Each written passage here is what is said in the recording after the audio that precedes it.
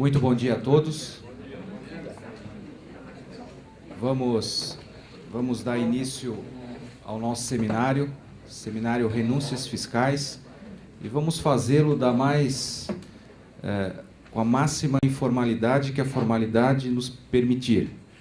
O que nós queremos aqui é fazer uma troca de ideias produtiva, que traga resultados práticos, para que nós possamos ter um novo olhar sobre esse importante tema, um tema que trata de finanças públicas, de dinheiro público, dinheiro da sociedade, e que merece ser muito bem estudado, aprofundado por todos nós que somos operadores também do direito tributário e fiscalizadores das receitas públicas.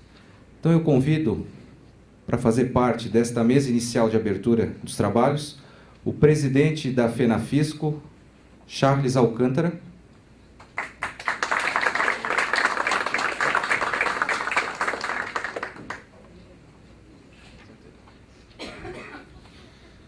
O secretário de Estado da Fazenda de Santa Catarina, Paulo Ele.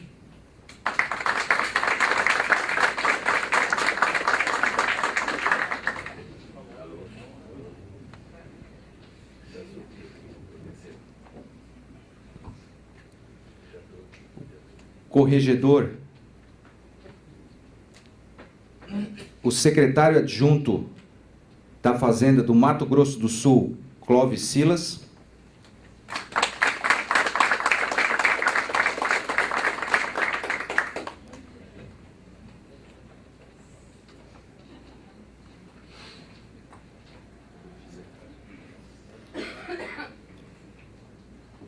Promotor de Justiça do Ministério Público de Santa Catarina e coordenador do Centro de Apoio Operacional da Ordem Tributária, Giovanni Andrei Franzoni Gil.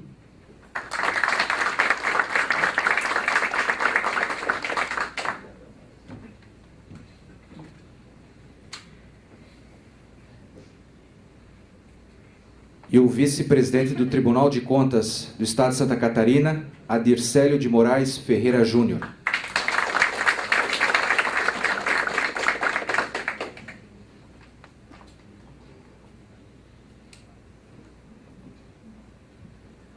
Registro a presença também do corregedor da Secretaria de Estado da Fazenda de Santa Catarina, Lindolfo Weber.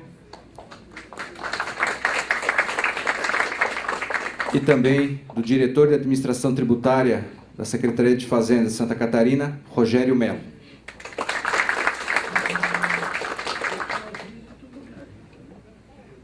Nesta parte inicial, nós vamos abrir a palavra aos componentes da mesa para uma saudação inicial, uma fala inicial, se assim desejarem, sobre esse tema.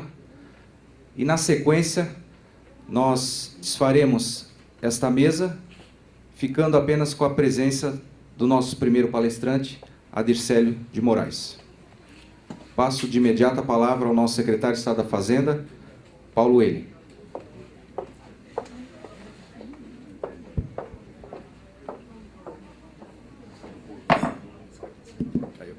Bom dia a todos.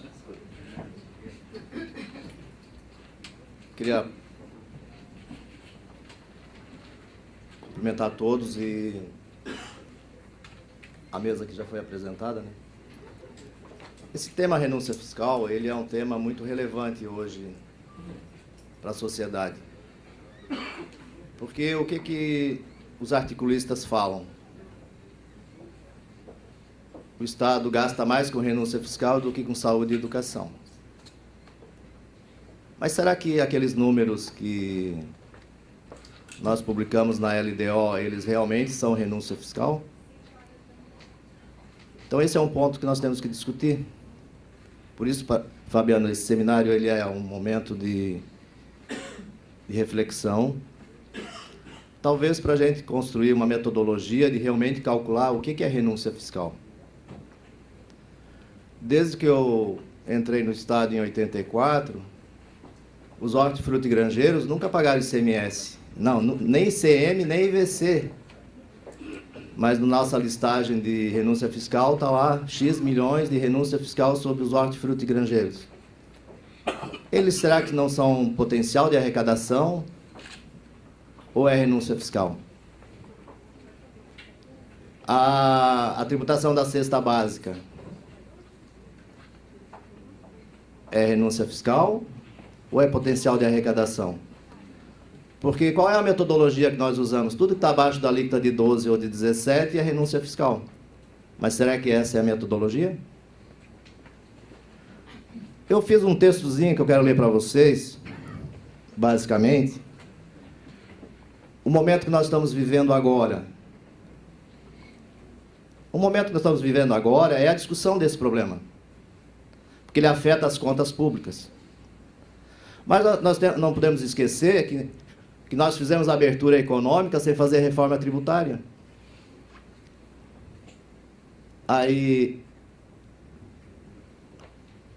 o nosso Código Tributário é de 66, que foi discutido na década de 40, na década de 50, foi editado em 66, e a base da tributação no Brasil é em cima da produção e em cima da circulação.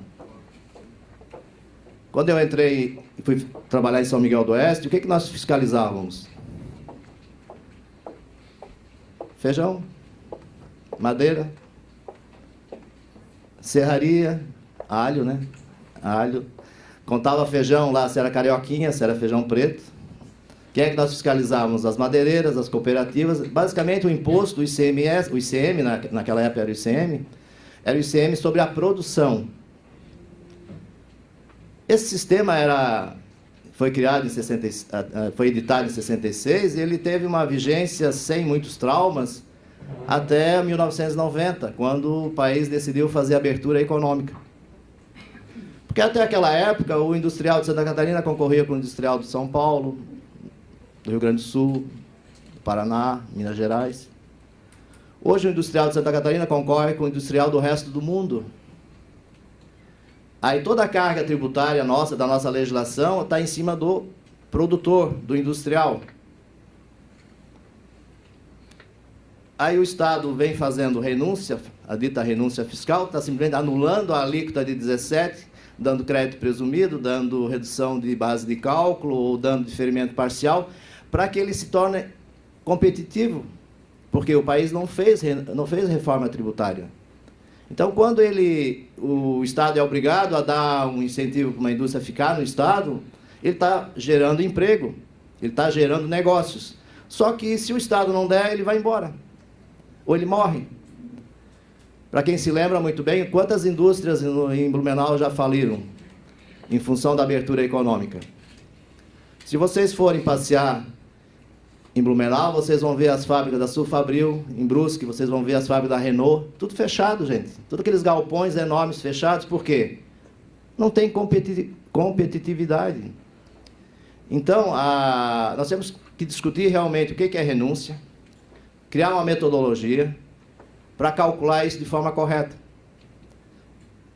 Eu fui pesquisar em vários estados como é que cada estado calcula a renúncia fiscal. Não tem metodologia. Cada um lá coloca um número e é isso que passa.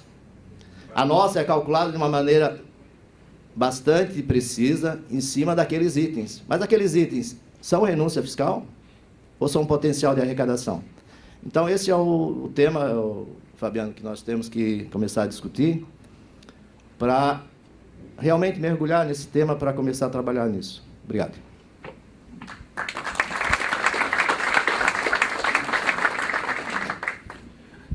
Obrigado, secretário. Passa a palavra ao promotor de justiça, Giovanni Andrei Franzoni. Bom dia a todos, na pessoa do secretário, do presidente do sindicato, presidente da FENAFISCO, conselheiro Adicélio também. Saúdo a todos os componentes da mesa, todos os auditores fiscais e demais participantes desse evento. Rapidamente, apenas parabenizar essa postura do sindicato de trazer um tema tão relevante à discussão, um tema que está em debate também no Ministério Público já há alguns anos. Nós temos hoje um programa de acompanhamento que se refere especificamente aos incentivos fiscais. É público que nós ingressamos recentemente, né, e logramos êxito numa ação direta de inconstitucionalidade contra a lei de ICMS, dispositivo que permitia a implementação dos convênios com FAS mediante decreto, né, ou pelo menos sem o aval formal da Assembleia Legislativa. O Tribunal reconheceu a inconstitucionalidade desse dispositivo, e nós temos agido nessa área sempre pensando não em limitar a concessão de benefícios, porque isso é uma estratégia que absolutamente não tem nenhuma pertinência com a atuação do Ministério Público, sim com a atuação dos órgãos democraticamente legitimados, Executivo e Parlamento, né? Mas nós temos sempre agido dentro do controle de legalidade, a necessidade de intervenção do Parlamento para a concessão desses benefícios e, acima de tudo, a transparência, né? De que haja oportunidade de acesso aos benefícios indiscriminadamente a qualquer contribuinte, né, que assim o queira, e de que não haja um desperdício do recurso público a partir, principalmente, da falta de controle na concessão desses benefícios. Então, se o Estado, né, na visão do Ministério Público, se o Estado precisa conceder os benefícios fiscais, faz parte da autonomia do Estado, mas deve fazê-lo com transparência, preservando a isonomia tributária entre todos os contribuintes e, acima de tudo, fiscalizando, né, esses benefícios que vem a conceder e a implementação das condições que imponha como necessárias para gozo do benefício. Isso eu acho que são os grandes desafios que nós temos hoje em Santa Catarina, e espero que aqui desse evento a gente consiga sair com isso também um pouco mais aclarado nas nossas mentes. Então, reitero aí a parabenização a todos os organizadores desse evento e deixo o Ministério Público de Santa Catarina à disposição para que a gente possa contribuir dentro desse processo. Muito obrigado. Obrigado, doutor Gil. Passo a palavra ao conselheiro Adircélio, sua saudação inicial.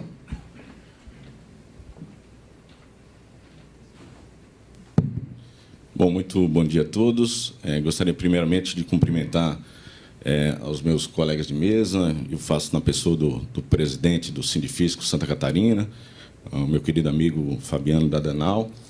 De igual forma, cumprimentar o secretário da Fazenda, Paulo Ele, o doutor Giovanni Franzoni, promotor de justiça, que vem fazendo um trabalho excepcional na área da saúde fiscal, junto aos municípios, um trabalho que a gente tem acompanhado, o Tribunal de Contas, né, como órgão parceiro institucional do Ministério Público. Cumprimentar todos os presentes. Gostaria de cumprimentar, parabenizar o Sindifisco e o FENAFISCO pela iniciativa de trazer esse importante tema para debate, um tema da mais relevância, principalmente no cenário de crise fiscal que assola o país, mas também é um tema dos mais complexos, né, e que a participação do Tribunal de Contas, que eu vou falar um pouco sobre isso daqui a alguns minutos, né, uma participação que o Tribunal de Contas tem um foco nas contas públicas, e a ideia é participar ativamente desse debate, não como uma figura antagônica, mas sim como um parceiro, como um player, como um ator, dentre os vários atores que participam desse processo, que é a avaliação da renúncia fiscal, legitimidade, legalidade. Vamos falar um pouco mais sobre isso. Mas, de início, gostaria apenas de cumprimentar todos pela iniciativa do debate e desejar uma boa jornada na manhã de hoje. Obrigado. Obrigado, Adircélio. Passa a palavra ao secretário adjunto do Mato Grosso do Sul, Clóvis. Muito bom dia a todos. Cumprimentar a mesa aqui, a pessoa do presidente Charles, presidente da FENAFISCO, e na pessoa do Fabiano, presidente do Sindifisco Santa Catarina, na pessoa de quem cumprimento o secretário, representante do Ministério Público, também representante do Tribunal de Contas. Para mim é uma honra grande estar aqui, quando eu soube que ia ter esse momento de reflexão sobre a questão desse tema extremamente importante. A renúncia fiscal, até que ponto ela tem sido benéfica aos estados. Não quero aqui fazer juízo de valor se os incentivos, se os benefícios fiscais concedidos, se são bons ou ruins exatamente, mas até que ponto tem, nesse momento de desequilíbrio fiscal das contas dos estados, até onde o Estado tem condições de manter essa política e de que forma. A minha grande preocupação quais os critérios que os estados têm utilizado até o momento para a concessão de benefícios. Esse gasto tributário, político tributário, que a gente, vamos dizer assim, muitas vezes tem sido utilizado como ferramenta para...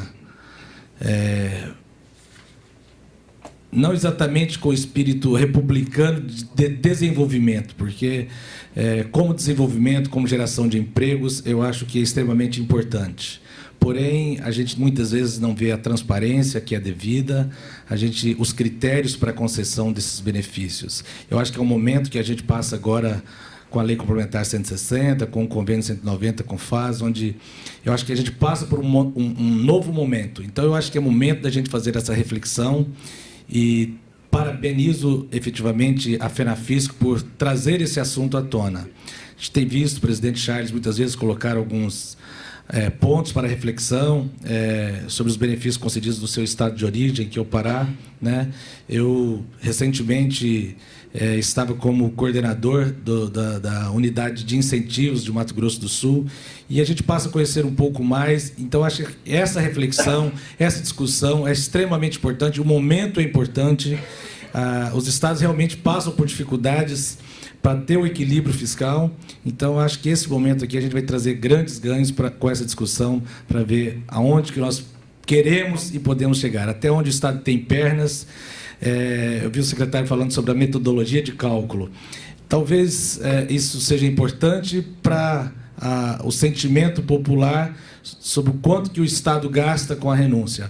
Mas talvez isso não seja o mais importante. A gente tem que saber até onde os estados e a federação, eu acho que tem que estar presente nesse papel, por ser uma entidade que representa o fisco estadual, até onde os estados têm condições e quais os critérios.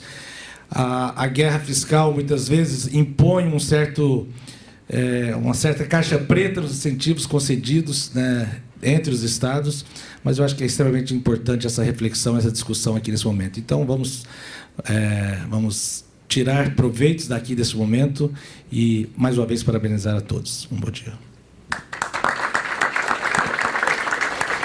Obrigado, Clóvis. Charles Alcântara, presidente da FENAFISCO. Ok.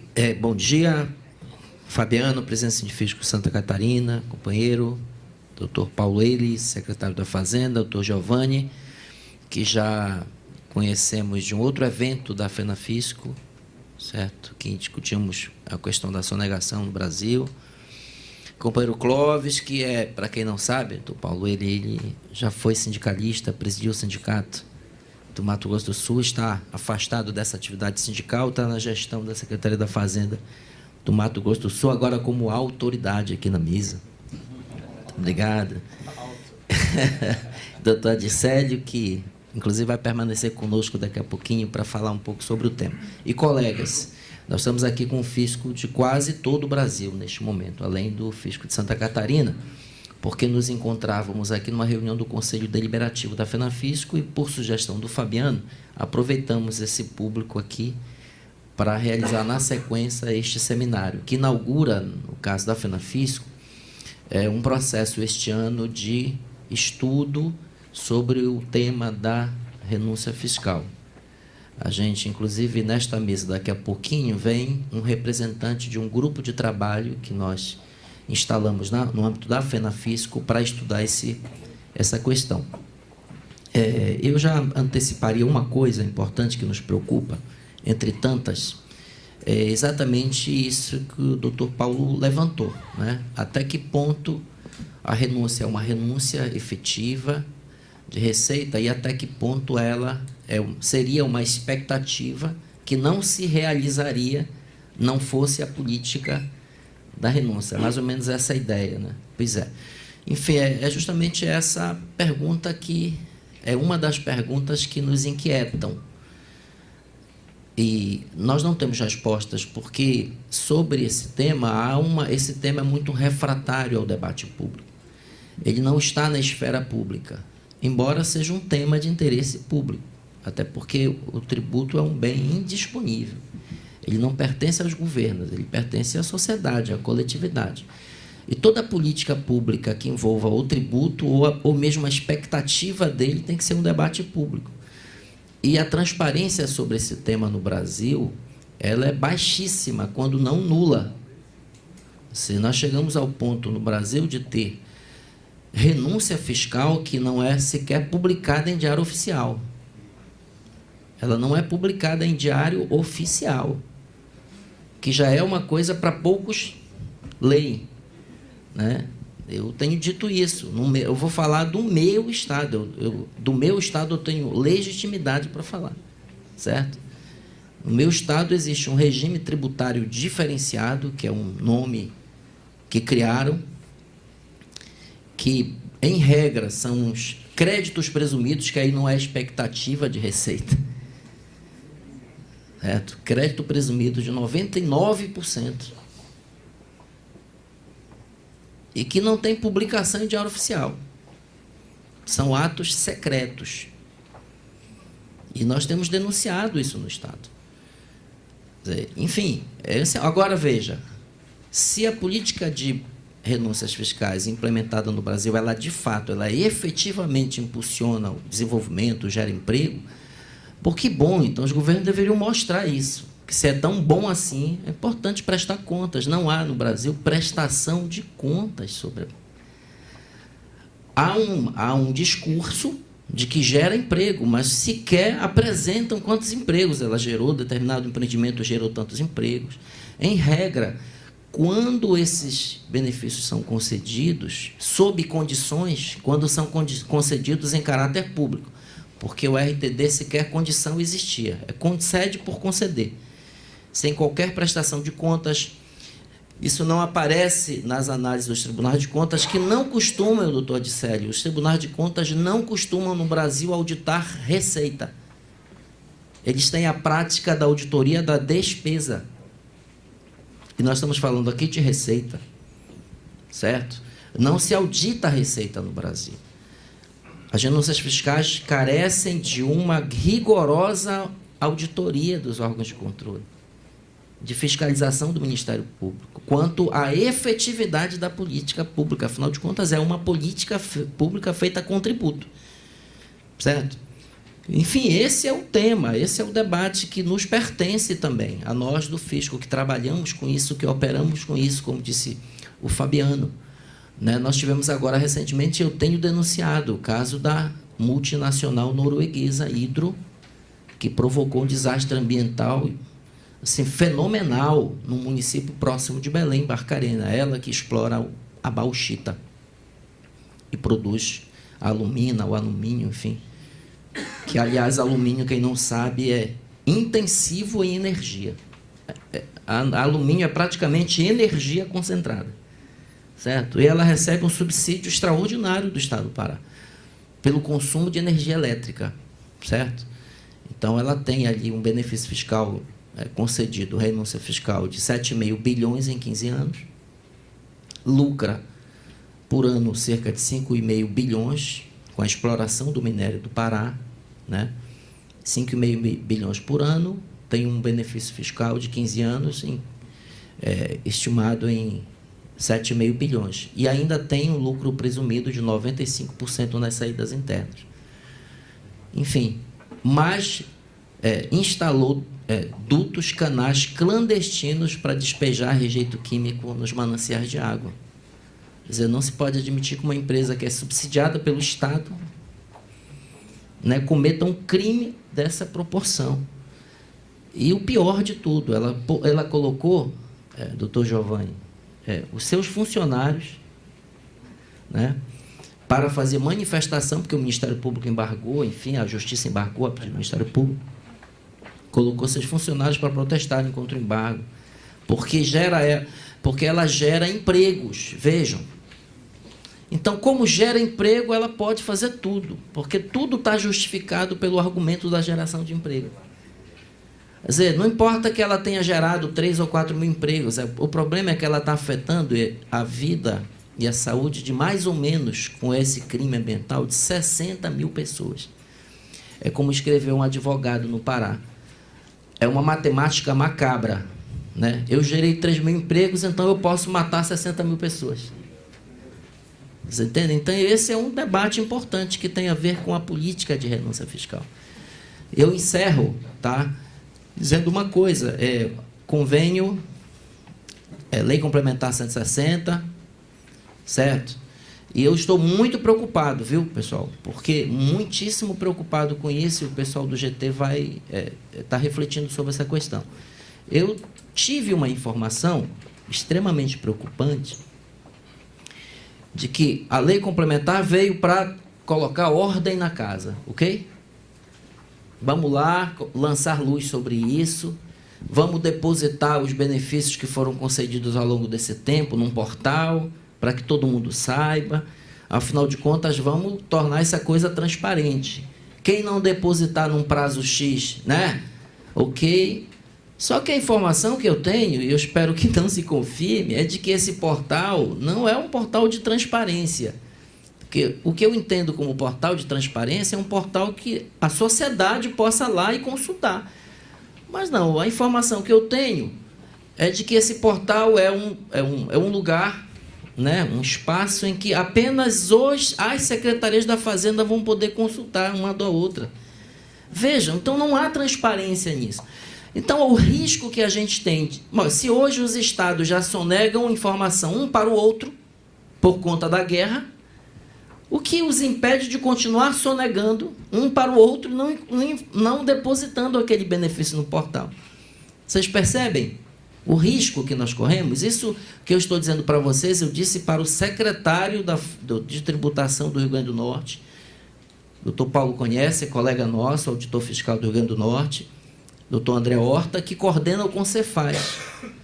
Doutor André, vocês vão abrir um portal em que apenas as secretarias da Fazenda vão ter acesso a esse portal? E nós, como cidadãos, não vamos ver isso? Enfim, então, transparência. Gente, transparência. Nós estamos no século XXI. Então, não é possível que esse assunto continue sendo ocultado do debate público, até para que a sociedade, já que é tão importante essa política, ela é tão benéfica, ela gera emprego, é tão positiva, o que é bom a gente mostra. E é importante que os governos mostrem isso e prestem contas sobre os resultados, para a gente separar o que é ruim do que é bom. Ou alguém duvida que tem coisa boa? Claro que tem. Agora, alguém tem dúvida de que tem coisa muito ruim nessa história? De que tem muita renúncia fiscal que não se sustentaria, a menor verificação não se sustenta, em absoluto, não se justifica. Agora a gente precisa saber. Enfim, é essa a nossa responsabilidade com esse seminário que instaura no nosso âmbito a reflexão sobre esse tema. Obrigado, Fabiano.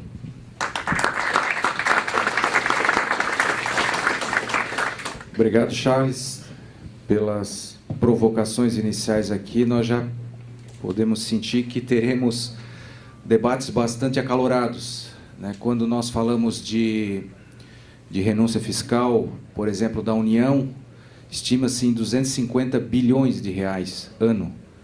A renúncia fiscal dos estados estima-se em 500 bilhões de reais ano. E como bem disse o Charles, sem ou com muito pouca transparência, né? Hoje, nós, servidores públicos, temos a nossa remuneração exposta no portal da transparência, como deve ser também toda despesa pública. E renúncia fiscal é dinheiro público da sociedade, que também merece ter a devida transparência. Então, é um debate que tem que ser aprofundado. Nós que somos responsáveis pela fiscalização da aplicação dos recursos públicos, fiscalização da arrecadação tributária, nós temos sim que agirmos nesse sentido, no sentido de clarear esse tema à sociedade, trazer a sociedade ao nosso lado, para que seja parceira também dessas discussões e diga sim se este benefício é merecido ou não é merecido. E como bem disse também o Paulo, até que ponto nós devemos tratar este benefício ou esta renúncia como um benefício e como uma renúncia?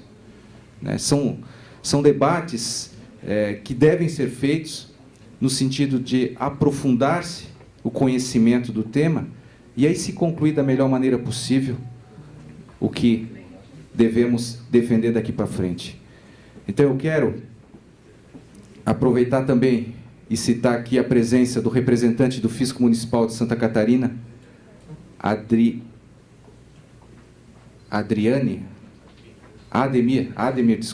Borges Rosa, e também da presidente do Sincofaz, Sindicato dos Contadores da Fazenda do Estado de Santa Catarina, Neuza Ivete Miller. Sejam muito bem-vindos. E nesse momento eu quero aproveitar, desfazer a nossa mesa inicial e convidar o nosso colega Dircélio, conselheiro do Tribunal de Contas, para que inicie os debates nesta manhã a respeito deste importante tema, a visão do Ministério Público na fiscalização das renúncias fiscais. Tribunal de Contas. Fabiano, confabulei com o Fabiano aqui com a Adicélio. A gente já chama aqui para compor a mesa, os palestrantes também já ficam aqui na composição, tá? Da mesa, enquanto a gente escuta o Adicélio e vai passar na sequência. Quero chamar aqui amigo companheiro Rafael Camera, auditor fiscal do Estado do Pará e vice-presidente do Sindifisco Pará, que é um dos palestrantes, tá? Rafael, por favor.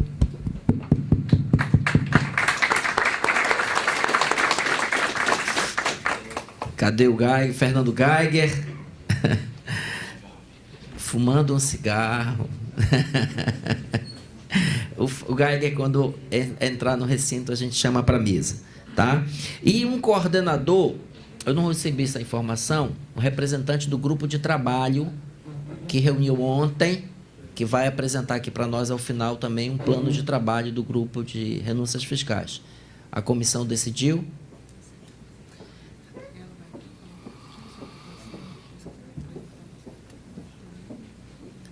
A Gabriela, então, venha compor a mesa, por favor. Gabriela, diretora jurídica da FENAFISCO e também integra e coordena o GT, FENAFISCO, né? Gabriela Vitorino, por favor, amesente-se.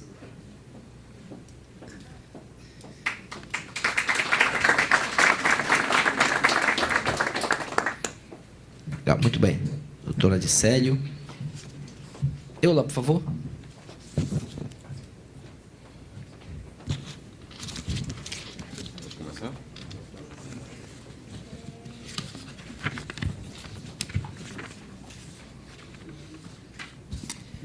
Bom, doutor Adircélio de Moraes Ferreira, conselheiro do Tribunal de Contas, é doutorando em Direito pela Universidade Federal de Santa Catarina e mestre em Direito também pela Universidade Federal de Santa Catarina em 2015, bacharel em Direito pela Universidade Federal do Rio Grande do Sul, em Ciências Contábeis pela Universidade Federal de Pernambuco, pós-graduado em Contabilidade e Auditoria pela URGS, também, Rio Grande do Sul. No campo profissional, iniciou sua carreira como auditor independente entre 92 e 98.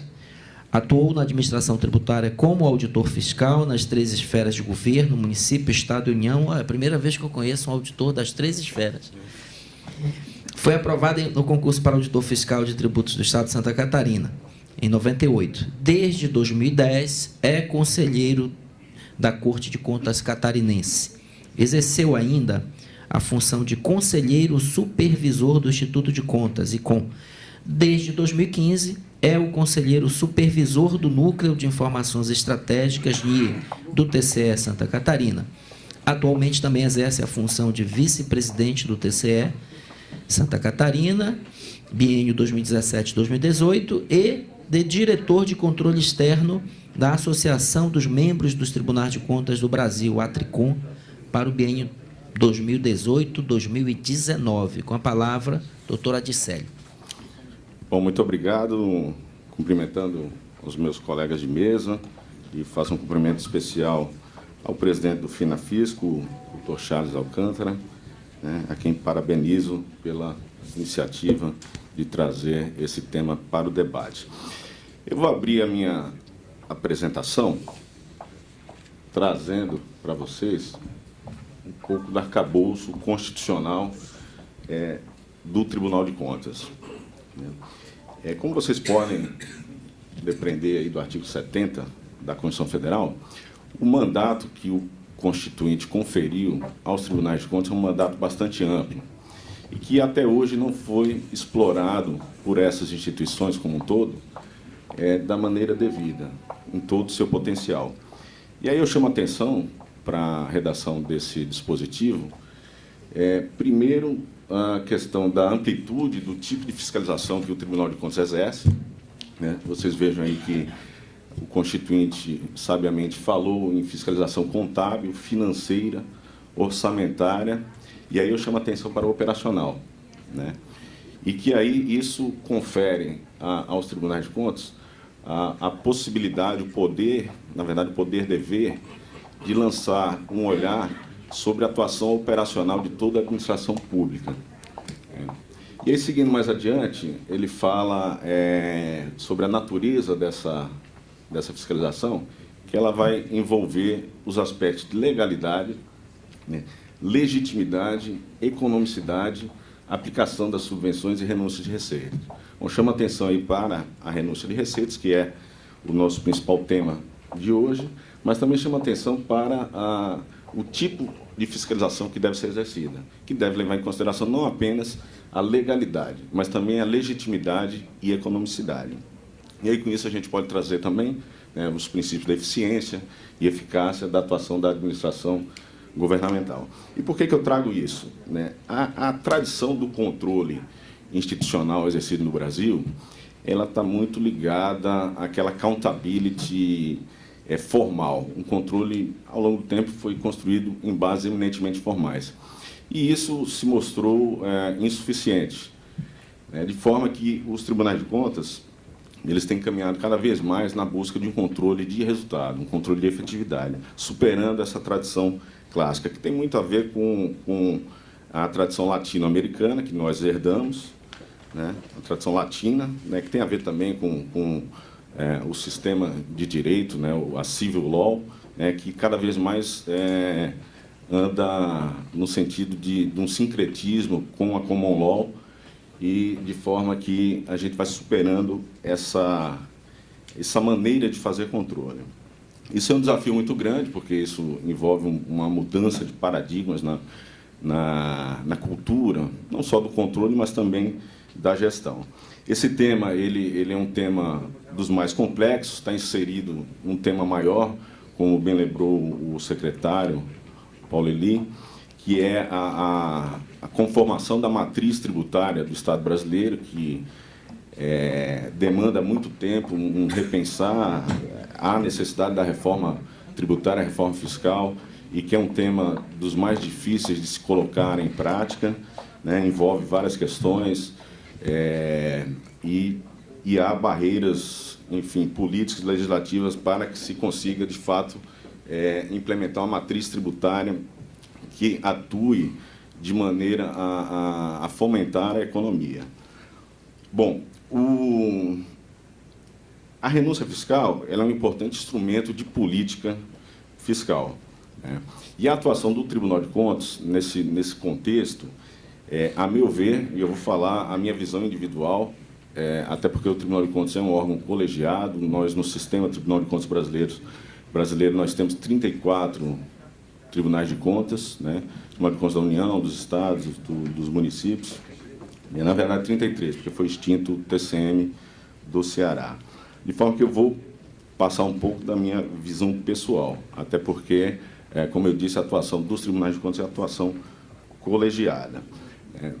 E como importante instrumento de política fiscal, as renúncias fiscais elas devem estar vinculadas a esse fim, né?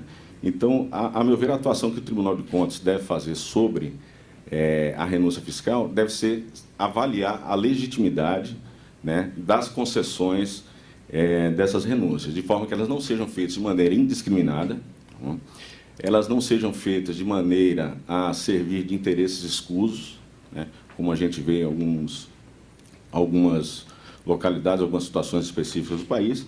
Então, o Tribunal de Contas ele deve lançar um olhar sobre isso, né? A crítica que o presidente Charles Alcântara fez ela é válida. De fato, os tribunais de contas, me parece que durante muito tempo assumiram a posição de tribunal de despesa pública, né? e, na verdade, a própria nomenclatura do órgão remete a uma acepção mais ampla do foco de sua atuação. O Tribunal de Contas deve fiscalizar as contas. Contas são o quê? Despesas, mas também são receitas, né? E me parece que esse foco na receita foi, de certa forma, de fato, negligenciado ao longo do tempo, né? Mas isso mudou, né? Nós vamos ver mais adiante que a própria ATRICOM, que é a Associação dos Membros dos Tribunais de Contas do Brasil, né, ela baixou uma resolução no sentido de conclamar os tribunais de contas a passarem a analisar de perto esse tema da receita pública e com foco também na renúncia de receitas. Eu trouxe alguns slides, mas em função do adiantar da hora, não vou perder, não vou gastar muito tempo na análise específica deles, mas esse é um pouco do arcabouço constitucional da atuação do Tribunal de Contas. Temos a nossa lei orgânica, que fala também em fiscalização das receitas públicas ou da renúncia de receitas, né? Trouxe o conceito de renúncia de receita, né, que acho que é o conceito sabido por todos vocês, e aí eu trago a resolução da ATRICOM, né, que fala especificamente em receita e renúncia de receita. Vocês veem que a resolução de 2016 ela passou por um processo de debate antes de sua edição, então esse tema já foi colocado em pauta há algum tempo. A meu ver, essa falta de foco na receita não é só uma deficiência dos tribunais de contas. Acho que as próprias administrações tributárias, elas também, de certa forma, negligenciaram um pouco a análise dessas concessões de benefícios fiscais. E aí acho que ganha grande importância uma participação mais atuante do fisco, né? O Fisco de Santa Catarina é um órgão de excelência na administração do Estado e é referência nacional. Então, a meu ver, a atuação de um corpo fiscal efetivamente em cima dessas análises, ela irá trazer grandes benefícios para esse debate. Ninguém conhece melhor a arrecadação e suas singularidades do que a administração tributária. Eu digo isso porque, na época que eu fui fiscal da Receita, tinham a gente se deparava no nosso dia a dia, né, com algumas situações que causavam estranheza, de benefícios fiscais não claros, né, muitas vezes mascarados numa redação hermética, tecnicista, de difícil compreensão até mesmo para nós, fiscais, e que nos levavam a pensar como aquele dispositivo havia sido veiculado. E tem um caso específico, que é o caso, por exemplo, do tratamento fiscal que foram dados aos ágios nas compras e vendas de participações societárias e que deu aso a uma grande renúncia fiscal na prática, né, a operações vultosas e de grande capacidade contributiva e que simplesmente escapavam pelas mãos do fisco federal, né, seja pela abertura legislativa que se deu indevida nesses casos, né, ou até mesmo por interpretações forçadas dessas aberturas. Então, eu vejo a importância da atuação dos fiscais. E nós, internamente, lá na Receita, começamos a debater esses dispositivos. Houve quem até levasse para o Tribunal de Contas da União, né, essas renúncias disfarçadas, mas, enfim, era um debate muito incipiente e era muito dependente da iniciativa individual de um ou outro fiscal ou de um ou outro setor da administração tributária federal, quando, na verdade, deveria ser uma cultura institucional, né, uma atuação institucional por parte de todo o corpo, né. O sindicato ele ganha uma importância grande também nesse debate. Tradicionalmente, os sindicatos que englobam os auditores fiscais, os agentes, as autoridades tributárias, eles são uma instituição, né, bastante atuante, né. Nós temos aqui o Sindifisco, né, o FENAFISCO é bastante atuante. Na época da Receita Federal, o UNAFISCO Nacional, uma entidade bastante atuante que consegue congregar a grande parte de seus, né, dos auditores fiscais como associados e que tem uma importância fundamental nesse debate. Então, eu trago um pouco aqui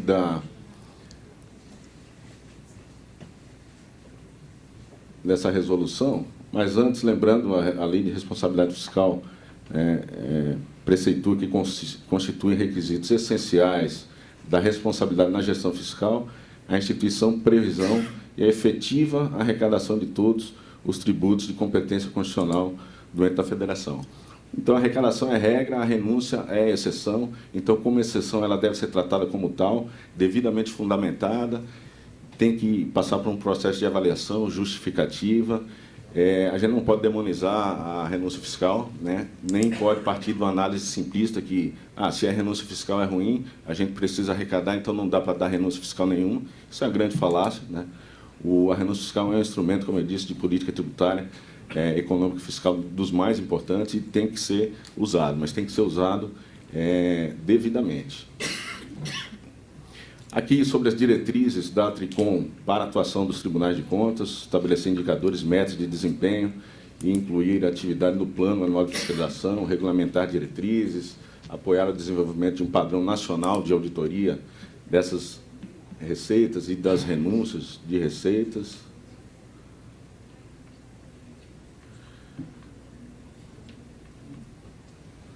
Enfim, e aí tem várias diretrizes, não vou cansá-los com elas. Esses slides depois serão disponibilizados, já estão nas mãos da organização do evento, que poderá repassar para todos vocês. Eu trago aqui uma consulta em que que é importante, acho, trazer à tona esse debate, é sobre como é a atuação do Tribunal de Contas no âmbito da fiscalização da Receita, né?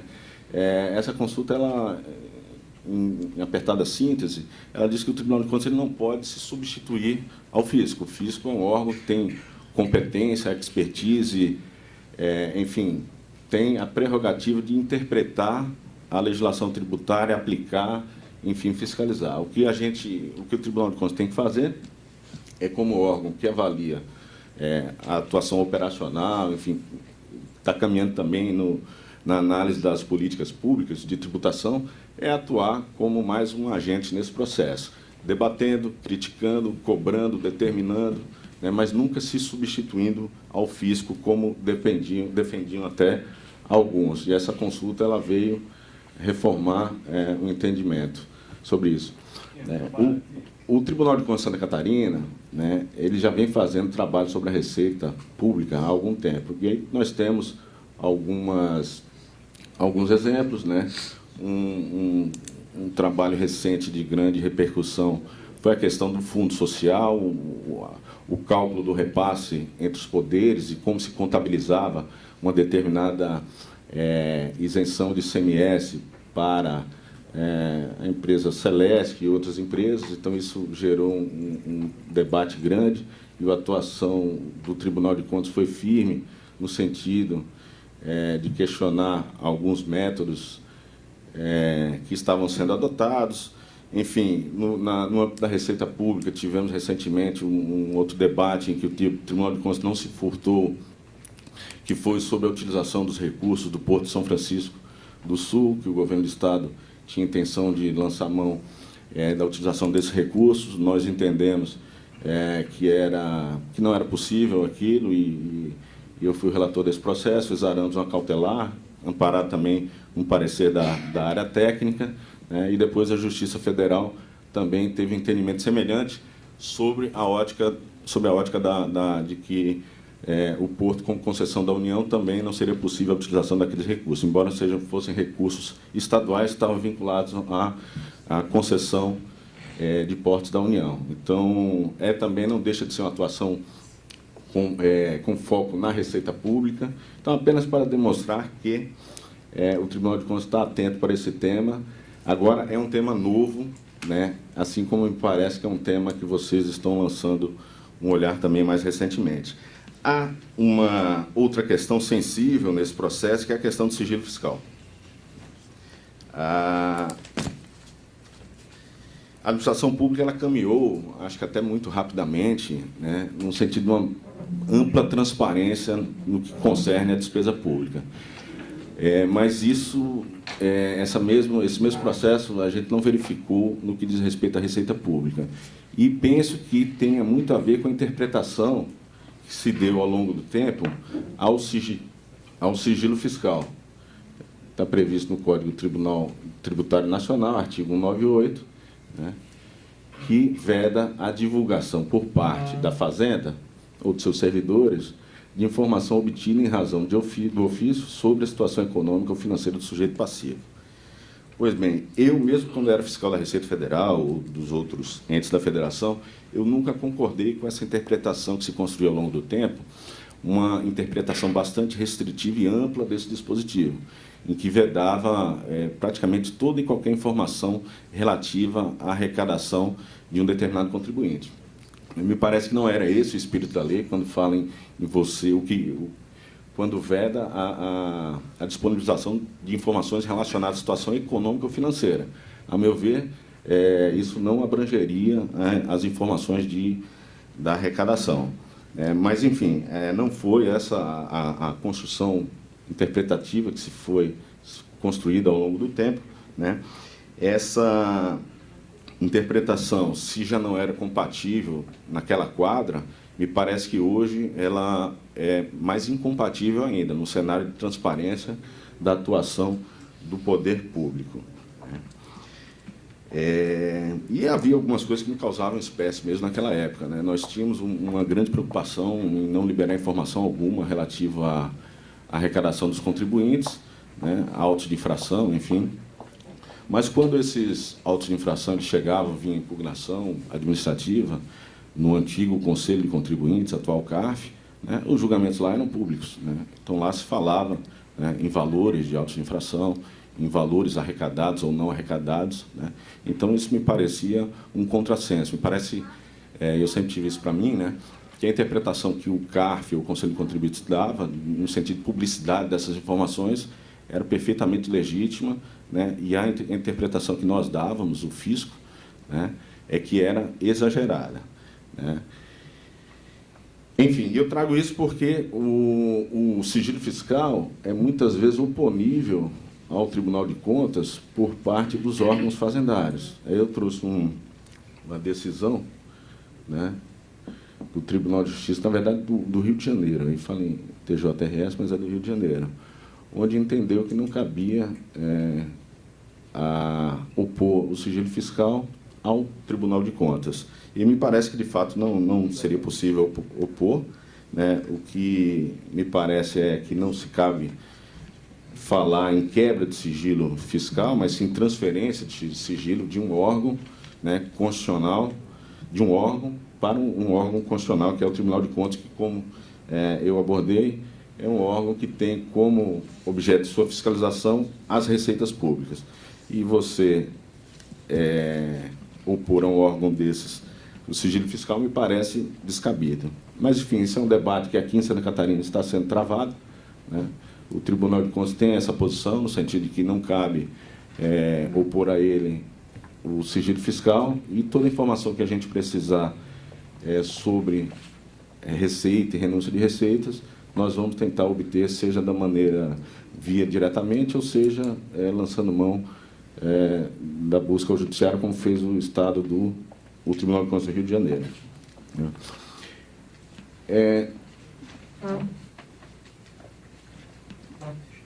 Eu trouxe também essa portaria da Secretaria da Fazenda, uma portaria recente que já é um passo louvável no sentido de analisar os benefícios tributários concedidos pelo Estado, né, levando em consideração também o que foi veiculado num parecer prévio do Tribunal de Contas, nas contas de governo relativas ao ano de 2016.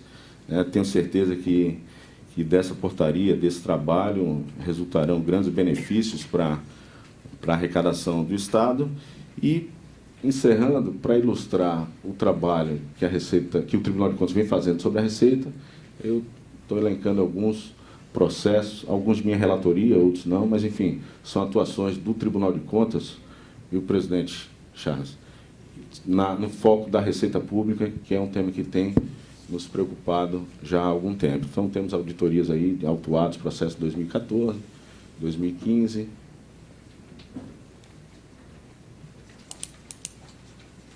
Acho que travou, Douglas. Obrigado. Fiscalização aí do Fundo Social.